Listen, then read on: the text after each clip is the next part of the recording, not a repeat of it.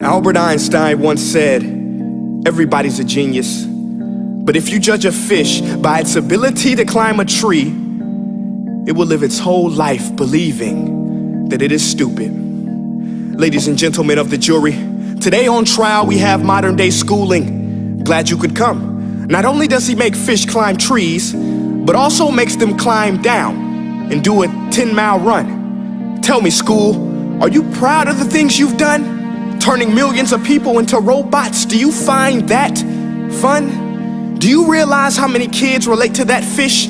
Swimming upstream in class, never finding their gifts, thinking they are stupid, believing they are useless? Well, the time has come, no more excuses. I call school to the stand and accuse him of killing creativity, individuality, and being intellectually abusive. He's an ancient institution that has outlived his usage. So, Your Honor, this concludes my opening statement, and if I may present the evidence of my case, I will prove it. Proceed. Exhibit A. Here's a modern day phone. Recognize it? Here's a phone from 150 years ago. Big difference, right? Stay with me. Here's a car from today, and here's a car from 150 years ago. Big difference, right? Well, get this. Here's a classroom of today, and here's a class we used 150 years ago. Now ain't that a shame? In literally more than a century, nothing has changed. Yet you claim to prepare students for the future? But with evidence like that, I must ask, do you prepare students for the future or the past? I did a background check on you and let the record show that you were made to train people to work in factories, which explains why you put students in straight rows, nice and neat, tell them sit still, raise your hand if you want to speak, give them a short break to eat, and for 8 hours a day, tell them what to think. Oh, and make them compete to get an A letter which determines product quality, hence grade A of meat.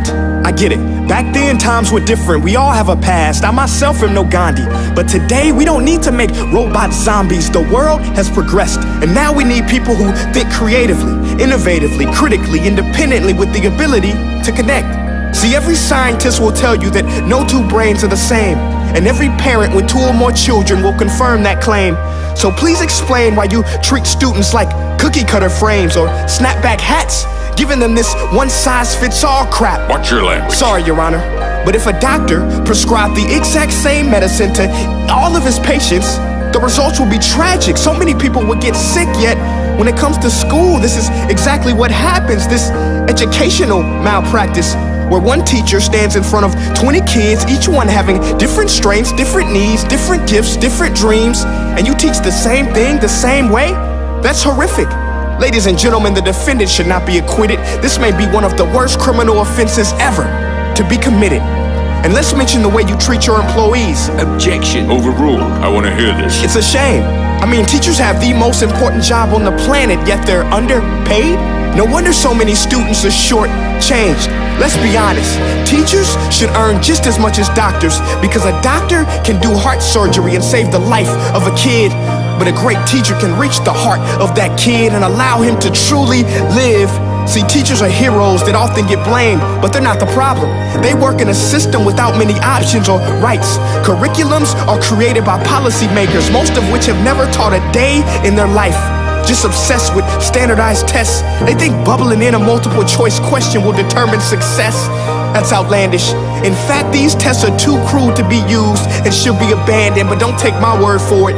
Take Frederick J. Kelly, the man who invented standardized testing, who said, and I quote, "These tests are too crude to be used and should be abandoned." Ladies and gentlemen of the jury, if we continue down this road, the results will be lethal. I don't have much faith in school, but I do have faith in people. And if we can customize healthcare, cars, and Facebook pages, then it is our duty to do the same for education, to upgrade it, change it, do away with school spirit, because that's useless. Unless we're working to bring the spirit out of each and every student, that should be our task. No more Common Core. Instead, let's reach the core of every heart in every class. Sure, math is important, but no more than art or dance. Let's give every gift an equal chance. I know this sounds like a dream, but countries like Finland are doing impressive things. They have shorter school days. Teachers make a decent wage. Homework is non-existent, and they focus on collaboration instead of competition. But here's the kicker, boys and girls. Their educational system outperforms every other country in the world. Other places like Singapore are succeeding rapidly. Schools like Montessori, programs like Khan Academy, there is no single solution. But let's get moving, because while students may be 20% of our population, they are 100% of our future. So let's attend to their dreams, and there's no telling what we can achieve. This is a world in which I believe, a world where fish are no longer forced to climb trees. I'll rest my case.